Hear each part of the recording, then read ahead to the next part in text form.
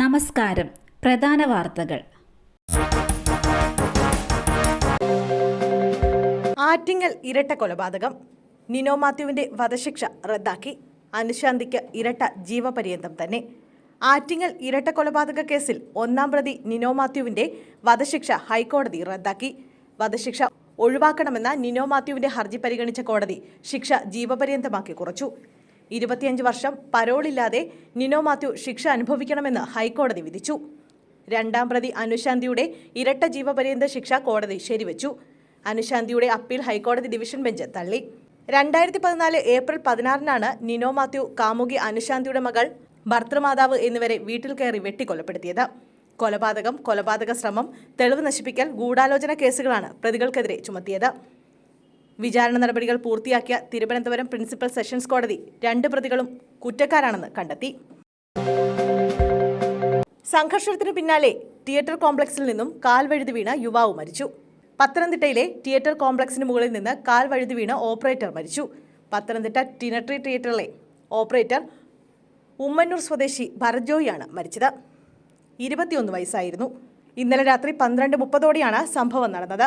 സംഭവത്തിൽ ദുരൂഹത ആരോപിച്ച് ബന്ധുക്കൾ രംഗത്തെത്തിയിട്ടുണ്ട്. തിയേറ്ററിൽ ഇന്നലെ രാത്രി സംഘർഷം നടന്നിരുന്നു.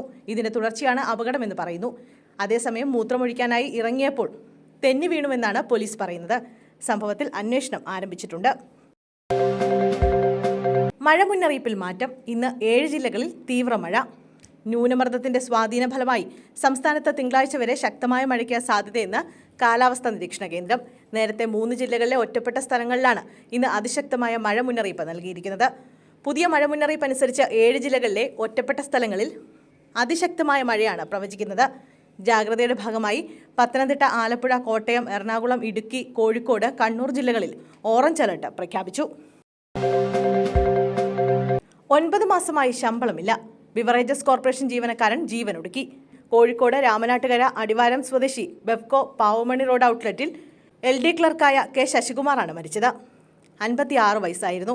9 മാസമായി ശമ്പളം കിട്ടാഞ്ഞതുകൊണ്ടാണ് ജീവനൊടുക്കിയതെന്നാണ് കുടുംബം പറയുന്നത്. ജോലിക്ക് ഹാജരാകാത്തതിന്റെ പേരിൽ നേരത്തെ ഇയാളെ സർവീസിൽ നിന്നും സസ്പെൻഡ് ചെയ്തിരുന്നു.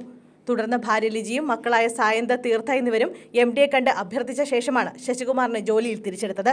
എന്നാൽ ശമ്പളം ലഭിച്ചിരുന്നില്ല. ബോണസ് ഇനത്തിൽ 1 ലക്ഷം രൂപയോളം ശശികുമാറിന് ലഭിക്കാനുണ്ടായിരുന്നുവെന്ന് ഭാര്യ പറഞ്ഞു.